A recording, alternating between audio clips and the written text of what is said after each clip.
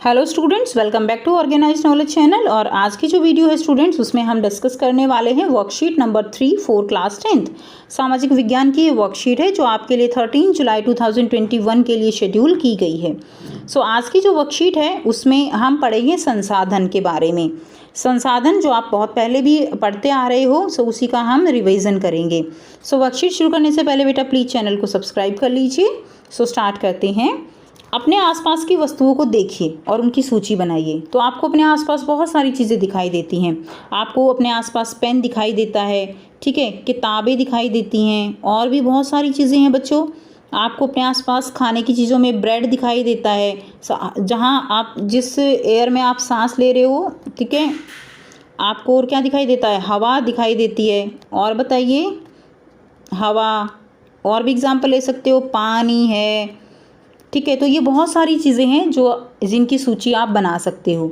अब अपनी बनाई गई सूची के आधार पर निम्न तालिका को भरिए।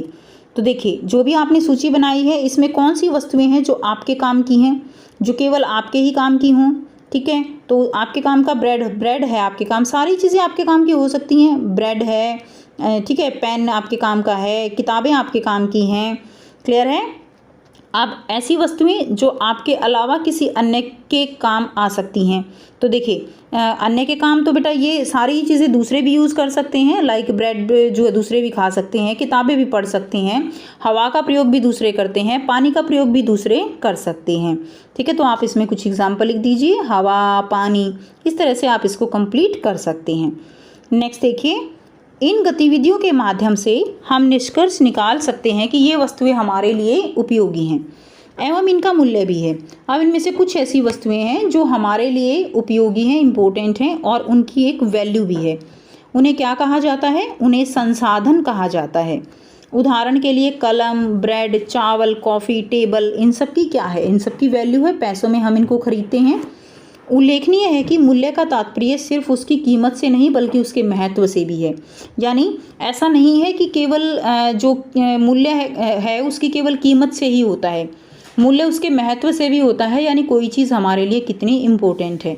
जैसे हवा में ऑक्सीजन में सांस लेने के लिए हमें कोई पैसा नहीं देना पड़ता, ठीक है। लेकिन अगर हम बात करें जो चीज़ें हम पैसों से खरीदते हैं उनसे कहीं ज़्यादा मूल्यवान है हवा, जिसमें हम सांस ले रहे हैं। इसी तरह पानी भी आप कह सकते हो, मिट्टी भी आप कह सकते हो, ठीक है।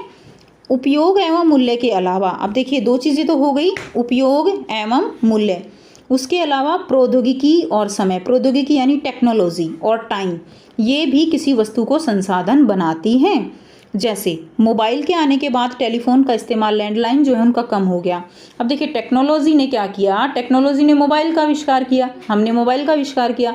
अब मोबाइल के आने से जो पहले लैंडलाइन फ़ोन थे जो बहुत ज़्यादा चलते थे, अब उनकी डिमांड 0 के बराबर हो गई है।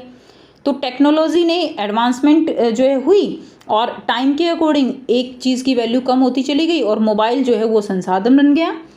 प्रौद्योगिकी क्या कहलाती है? किसी कार्य को करने अथवा वस्तु को बनाने में नवीनतम ज्ञान और कौशल का अनुप्रयोग प्रौद्योगिकी कहलाती है। कोई भी कार्य जो है करते हैं और उसमें हम अपना जो न्यू स्किल है, अपना नॉलेज है, वो एंटर करते हैं, वो उसके अंदर डालते हैं और एक नई चीज़ बनाते हैं, तो वो क्या कहलाती है? टेक्नोलॉजी। मानव संसाधन, मानव भी क्या है? संसाधन है। कैसे है संसाधन? मानव संसाधन ऐसे है कि हम अपने ज्ञान से, हम अपनी नॉलेज से चीज़ों को चेंज करते हैं। फॉर एग्जाम्पल मिट्टी है, मिट्टी ऐसे ही पड़ी है, लेकिन मानव क्या करता है? जिसके पास स्किल है वो मिट्टी से मूर्तियाँ बनाता है, तो इसकी क्या हो गई? मिट्टी, ठीक है, उसकी एक वैल्यू बन गई। सो इसीलिए मानव क्या है? संसाधन है। मानव संसाधनों का उपयोग करता है, लेकिन संसाधनों के निर्माण और उसे मानव के लिए उपयोगी बनाने में मानव की ही महत्वपूर्ण भूमिका होती है। हम संसाधनों का निर्माण भी करते हैं और उन संसाधनों का उपयोग भी करते हैं।